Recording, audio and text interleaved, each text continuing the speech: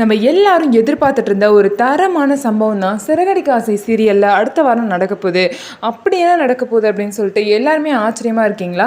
அது ஒன்றும் இல்லை, ரொம்ப நாளாக ரோகிணி மாட்டணும்னு நினச்சிட்டு இருந்தோம்.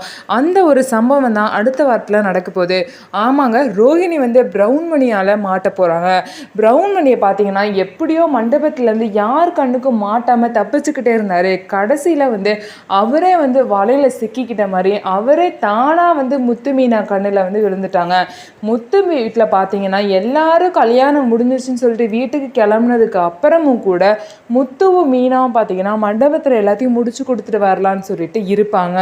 அப்போதைக்கு பார்த்தீங்க அப்படின்னா 2 பேர் ஒரு பொண்ணு ஒரு ஆண் 2 பேர் சேர்ந்து நகையை திருடுறதுக்காக மண்டபத்துக்குள்ளே வந்திருப்பாங்க.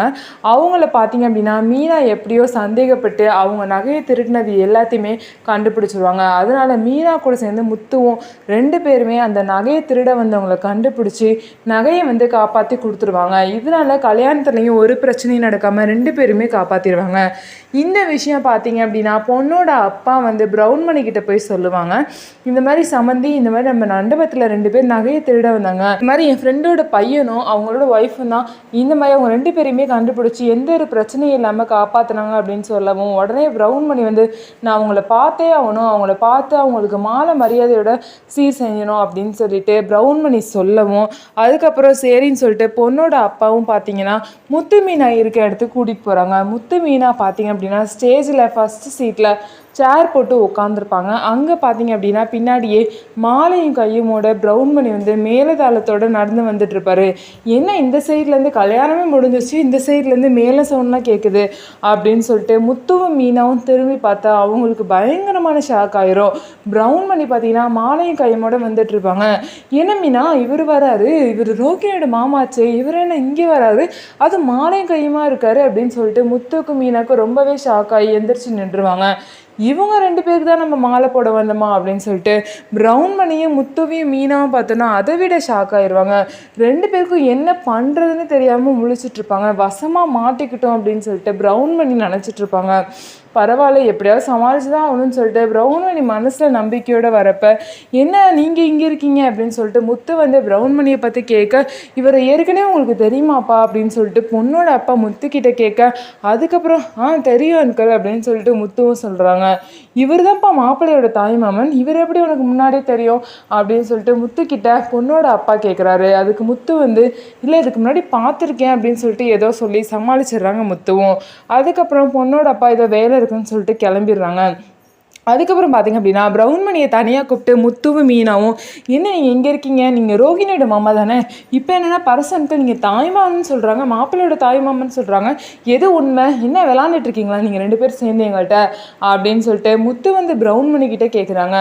உடனே ப்ரௌன் மணி, ஐயோ சத்தம் போடாதப்பா, கல்யாணத்தில் எல்லாமே இருக்காங்கப்பா, சத்தம் போடாதப்பா, நான் எல்லா விஷயத்தையும் சொல்கிறேன், கொஞ்சம் சவுண்டு போடாமல் இருப்பா அப்படின்னு சொல்லிட்டு முத்துவை கொஞ்சம் கண்ட்ரோல் பண்ணி அவங்கள தனியாக கூட்டிகிட்டு போய் முத்துக்கிட்டேயும் மீனாக்கிட்டேயும் ப்ரௌன் மணி பார்த்தீங்கன்னா வேறு வழியே இல்லாமல் ரோகிணியை மாட்டி விட்டுறாரு. இந்த மாதிரி நான் ரோகிணியோட மாமா கிடையாது, வித்யா மூலியமாக தான் எனக்கு ரோகிணி தெரியும், அவங்க 2 பேரும் என்கிட்ட இந்த மாதிரி உங்களுக்கு படத்தில் நடிக்க சான்ஸ் வாங்கி தரேன், இந்த மாதிரி எங்கள் வீட்டில் எனக்கு மாமாவாக நடிங்கன்னு சொல்லி வற்புறுத்தி கேட்டனால தான் நான் நடித்தேன் அப்படின்னு சொல்லிட்டு ப்ரௌன் மணி எல்லா விஷயத்தையும் பார்த்தீங்கன்னா முத்துக்கிட்டே மீனாக்கிட்டே சொல்கிறாங்க. அவங்க 2 பேரும் இதை கேட்டோன்னே ரொம்பவே ஷாக் ஆகிடுறாங்க. மீனா முத்துக்கிட்ட கேட்குறாங்க, என்னங்க ரோகிணி எதுக்காக இந்த மாதிரிலாம் பண்ணணும் அப்படின்னு சொல்லிட்டு கேட்குறாங்க. அதுக்கு முத்து சொல்கிறாங்க, நான் தான் அப்போவே சொன்னேன் மீனா, அது ஏதோ ஒரு ஃப்ராடுத்தனம் பண்ணுது, ஏதோ ஒரு பெரிய விஷயத்தை மறைக்குது, அதனால தான் பொய்யுக்கு மேலே பொய்யா சொல்லிட்டு வருது அப்படின்னு சொல்லிட்டு முத்துவும் கெஸ் பண்ணுறாங்க. அதுக்கப்புறம் பார்த்தீங்கன்னா சரி நம்ம வீட்டில் போய் எதுவாக இருந்தாலும் பேசிக்கலாம், இங்கே வச்சு நம்ம பேச வேணும்னு சொல்லிட்டு முத்துவும் மீனா வீட்டுக்கு போய் அவங்க அப்பா கிட்டேயும் அம்மா கிட்டேயும் எல்லாருக்கிட்டையுமே இந்த விஷயத்தை போட்டு உடைக்கிறாங்க.